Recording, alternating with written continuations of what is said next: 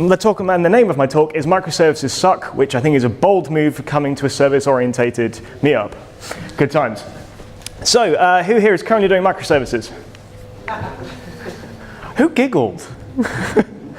Good, so there's a couple of smattering. Right, how long have, so I'm from Rightmove. I joined Rightmove as a junior. I'm now one of their tech leads. It was great because in one of the little press releases someone called me the tech lead, which is a lie, but I loved it. So I'm one of about sort of 8 or 9 tech leads in Rightmove. We look after the overall tech and kind of direction. We have several architects who kind of have the overall view of everything and are incredibly smart people.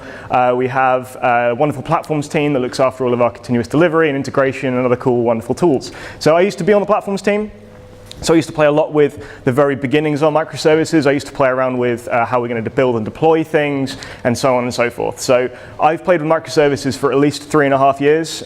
It's been good fun, and now, unfortunately, I'm at this point. That's not strictly true. No, so this talk isn't really about microservices. Or how they suck. It's not really. It's actually the fact that microservices are not the silver bullet. They are not the amazing, giant, beautiful golden land off in the future which everyone should enjoy. No, it's not that. Okay. The other thing, actually, before I go much further, is that I was in the office. I sat on my computer. I was writing a bit of code. As a tech lead, I don't get to do a huge amount of code at the moment because I'm mostly in meetings. One of my mates comes up to me and goes, "Oh, by the way, we've been tapped on the shoulder. Would anybody like to present?" And I went, "Haha, yeah, I've had this talk in the back of my head for ages about how microservices suck." Before I knew it, he'd already sent the email and I was doing this. So the slides are boring. The slides are very blank. It's because I winged this. And if this goes down horribly, and I apologize, or if it goes very well, please tell me. Anyway, back to the talk. So, yeah, microservices, not the silver bullet. So I put this on Twitter the other day, right? So I found out I was going to be doing this talk. I was going to write this. I have about 300 followers.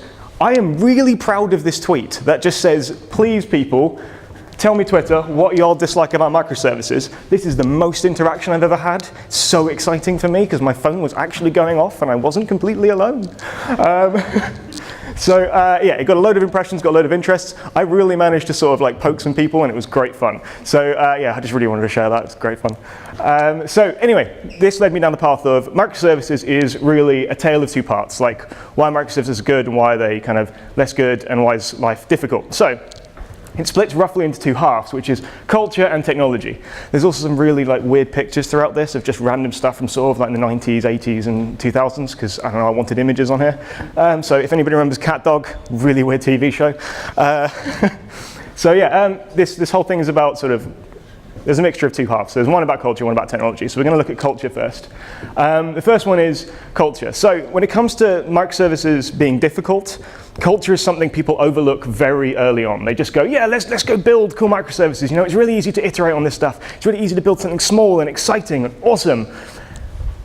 And then it snowballs a lot. So then you've suddenly got all your developers building microservices. You've suddenly got maybe 50, 60 microservices across your entire company. They're all building, they're all deploying, they're all being looked after by operations or by you or whatever. Problem is that your business and your teams never think about actually scaling the number of engineers associated with this. You go from a single monolith that gets deployed, in our case, once every 2 weeks, or at least it used to. It used to get deployed once every 2 weeks. You had all of our developers swarming over it like a whole bunch of ants over an anthill, and now they've all got their own little anthills, which is great because they're constantly deploying all the time. But actually looking after all of those microservices is actually really hard. There's a load of libraries we have to build. There's a load of different concepts we've got to look after. There's coding standards. And actually I've written most of these on here, such as support structure. Okay, well, what will your out-of-hours support structure actually look like? Which ones need supporting? Are all of your services downstream from all the really serious ones? Which, shock horror, if they are downstream, guess what? You're also on support too. You've got cross-team communication. So I think one of the earliest talk was about giving yourselves defined areas that you look after. That's awesome, but actually you suddenly realize you're now in a shed ton more meetings because everyone's going to be discussing who's building what. And you go, well, I can't build that because it's not in my remit. And someone else goes, well, it's sort of in our remit, is it? I don't know. And so yeah, you've really got to look at how is your company actually structured to look after these things once you've started building them. Code standards. So different teams start building different things. They build them very rapidly. They try out new bits of tech. How cool is that? You get to suddenly play around with Node. You get to play around with Nashorn. You get to play around with Java 9. You get to play around with Go, and so on and so forth. But these standards never really get set into place. So suddenly you'll be inheriting a microservice from a team that no longer exists, and you'll have no idea who the hell built it. Why did they put that there? Why is that broken? This is weird. And suddenly you just kind of get a lot of anger to previous selves, but you used to get that with monoliths anyway, but at least then it was all in one place. You're not suddenly getting, surprise, you now have to learn Go. And one of the main points here actually is understanding deployment and delivery. When you're building a monolith and you have an operations team and you're looking after your own infrastructure, the operations team are the sort of, you sort of throw your code over, it builds, you package it, you hand it off, jobs are good and it gets deployed. Don't have to worry about it. When it comes to microservices, if you're doing continuous integration and continuous delivery, knowing your deployment and how it works is super important. Because you're not going to have any, if you don't know this stuff, you're not going to be able to support it in production. You're not going to know when things blow up because you won't understand the differences with Linux and all the little special intricacies and how your actual deploy scripts are even built in Bash or however you're going to build them. You need to know this stuff when you're building this stuff. And the final point is versioning of libraries. So you can grab a whole load of libraries off the internet. Internet libraries are great. Open source libraries are awesome. Please contribute. They're excellent. I've tried to contribute to a few. It's been good fun. But internally, you're probably going to have to start building some libraries. You're going to have to start building your own ones that are specific to what you guys are trying to build. And so you've really got to start looking after, okay, well, two things. First off, making sure your business logic is inside inside your applications, not inside your libraries. If they get inside your libraries, you're going to end up in a big mess. Bad times, because effectively you've now got distributed business logic. Yay, bad times. The other part is versioning and actually keeping on top of updating stuff. If you've got 20 microservices all running Spring Boot 1.5.1 and a security alert comes out, oh God, there's only 6 of us, and the business needs this thing, and I wanted to work on this thing, and actually, wait, hang on, one of my other microservices has fallen over. Where are you going to get time to do those libraries? When? And that's just the core framework one. If you're creating some really fancy stuff, you're going to have a whole load of libraries to look after. So yeah, really watch out for that. And as well as planning internal libraries as well to make sure they're kept up to date. Make sure you're kept up to date with the internal libraries as well. And this all links back to cross-team communication. Seriously important, becomes really big when it comes to microservices. So, technology. This one is probably people are a little bit more interested in. So the first point is thought out. Watch out for distributed monoliths. It's really easy to build distributed monoliths using microservices. Super easy. It's really easy to spread business logic and not have an understanding of the defined boundaries you're trying to build. If you go, that roughly sits there, and that roughly sits there, shock horror, you've now got 2 microservices and they have to be deployed together, they have to be worked on simultaneously, and you're screwed. Good. That just made my life so much easier. I'm so happy. So yeah, make sure when you set out to do this, when you set out to really think about, okay, I'm going to be building microservices. I've decided as a company we are going to be building microservices. I say I don't have that power. No one person should ever have that power. Please delegate. So really think about what you're going to build. If you've decided that actually you don't need microservices, you're going to build a monolith, great, not a problem. But if you do go for a microservice approach, have a think about what the golden LAN is. Have a think about, okay, well, in 5 years' time, I want 20 microservices, and together they are going to have built this entire business concept, together as one. Next point is logging. So if you've got a single monolith, one big monolithic application, it's all logging roughly to one folder on a Linux box. You might have 100 Linux boxes that all have that one folder, but at least it's roughly the same across everything. If you're doing logging across different microservices in different languages and different frameworks, you've suddenly caused that complexity to increase massively. Plus, then you've got to start looking at things like Kibana and things like Logstash and so on to try and really understand what is going on across your distributed application. You've got to think about correlation IDs. You've got to think about all sorts of transactions and so on. It gets much more complex. So logging is a big one. And please, think about logging early before you start building your microservices. Transactions, the wonderful talk beforehand pretty much touched on this really nicely, which is that, yeah, everything is concurrent, so database transactions make no sense.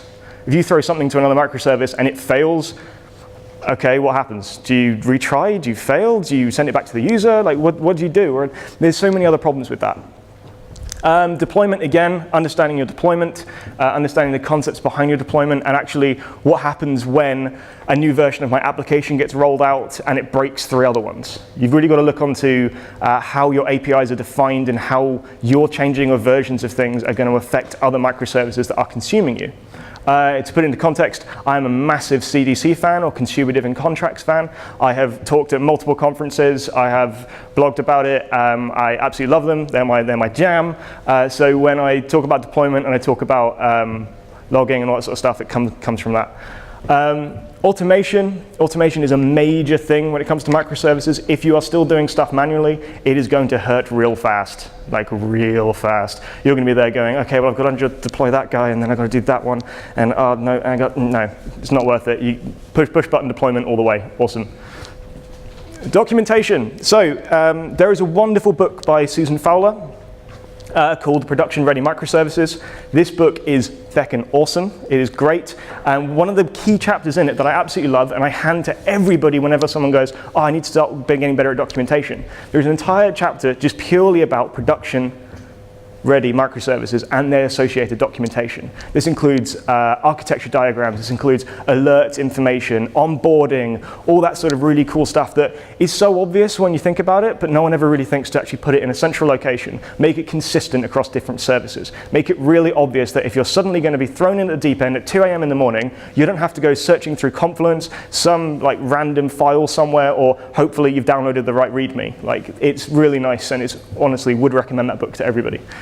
You need to understand your platform. So in the case of Rightmove, we're very Java-based. So we're very Java-based, and we host everything ourselves. So we have a whole load of Linux machines. We have Bash scripts that go ahead and deploy stuff for us. We're actually slowly making the progression to Docker, which is really exciting for us. But it's really understanding what our platform is. And if you're going to be writing really high-performance microservices or really high-performance JVM applications, you need to understand where that's being deployed. You need to have a chat with people to actually understand, okay, do I need more RAM? What is my like garbage collection stuff, and so on and so forth. Sorry, my brain went a little bit dead there. But yeah, really think about the platform you're deploying to. Now, so the cost of Hello World, sorry, I'm kind of going through these step by step, but I apologize, I'm going very quickly. The cost of Hello World, this is an interesting one because this actually came up from Twitter. So some of the people responding on Twitter, one of them said, are you really need to think about the cost of Hello World? How difficult is it for me to actually spin up an application that just says Hello World?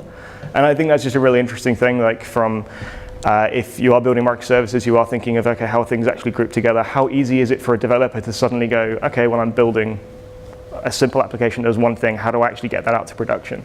It's a really interesting one, and it's something everyone should really be thinking about when you're looking at this as an architecture type. I've already kind of covered APIs with my weird love of CDCs. Google it, honestly, would recommend. And yeah, decoupling of services. So actually, this is a fun one, actually. So I am a massive nerd, like a huge nerd, and I like to play with microservices in my spare time. About a year ago, I got really bored, bought 3 Raspberry Pis and created a Docker swarm. Just don't, not worth it. I went ahead and built a Docker swarm. I went ahead and built a blogging platform where I had 3 node services and a Spring Boot service in the middle.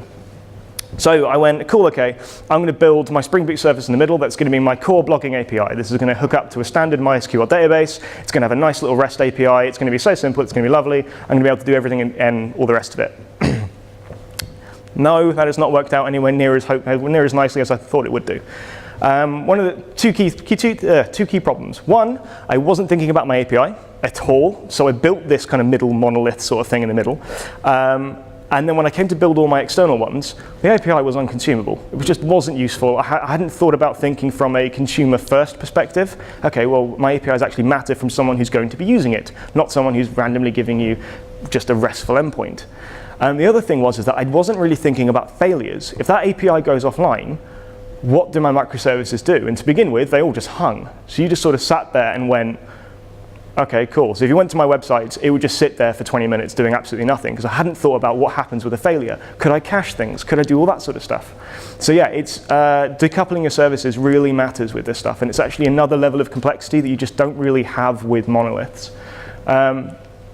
So bonus round, which is Big Bang releases, the strangler pattern. So you can very easily build all of your microservices off to one side and then release them all in one go. Please, for the love of God, don't do that. It's really bad, it's really confusing, and it's the same with all things. So Martin Fowler, I'm assuming some of you guys would have heard of him. It's good, some nodding. he came up with this sort of idea of a strangler pattern where you take your main monolith, you cut little bits off it, and you sort of build satellite applications around it until eventually your satellite applications have kind of covered over the original monolith, and they're doing the job of the original monolith. That's why it kind of, apparently it comes from a big tree in Australia where it had loads of vines that were slowly suffocating the tree. Kind of a bit of a weird metaphor, but sure. And that's the kind of strangler pattern, but it does kind of make sense, and that's the kind of way you should do it. As the first talk said, like, pick some of the smaller ones, pick some of the low-hanging fruit to start with, and then kind of go, okay, we got it working, let's progress forward. API migration. This comes back to my love of CDCs. If you've got lovely REST endpoints, awesome. If you've got CDCs, double awesome, because you no longer need to worry about putting the word v1 or v2 in your URLs. That is a huge pet peeve of mine, because you do not need to do it. If you're paying attention, you never need to touch that stuff. And it's something to really look at and something to really understand is, okay, well, how am I actually presenting myself to the outside world? How am I giving my stuff away? Because in a monolithic Java application, your stuff will just not compile if it's broken. If you go ahead and change an interface somewhere, stuff will break, all your tests will be broken, and you'll be very sad. If you go ahead and change an API, or you haven't migrated it nicely, or you've done some weird stuff to it, nothing will complain until you get out to production. Or if you're lucky, you have a QA environment, and then everything falls over, and you get a whole load of angry devs still walking up to you and being like,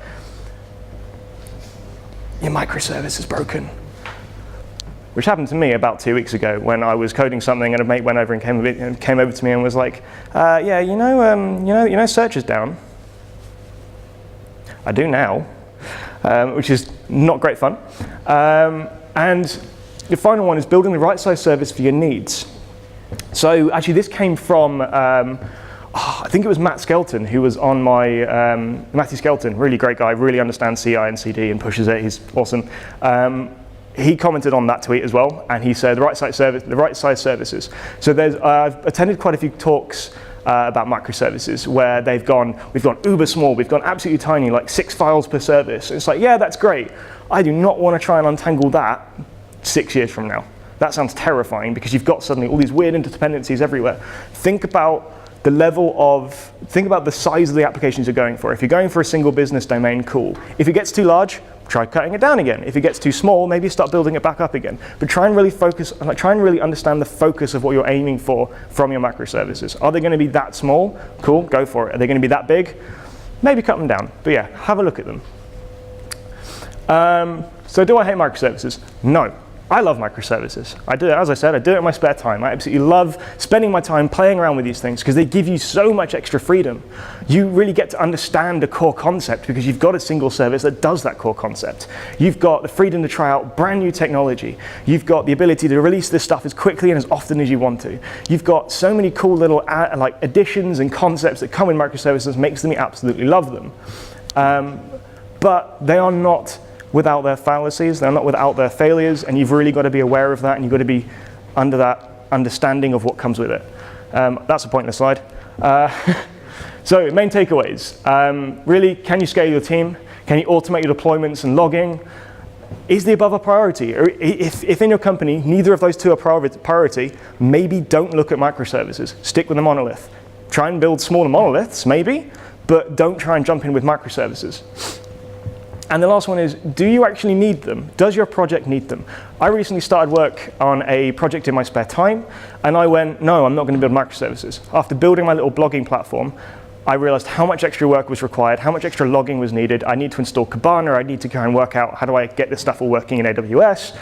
Nah, screw it. Did everything in one big monolith. And the way I did that was I really thought about how I'm going to structure my Gradle application, because I really am a big fan of Gradle as a build tool instead of Maven. I really thought about my Spring Boot application, how I could structure it as a microservice, just already in a monolith. And that's really how you can get away with some of that stuff.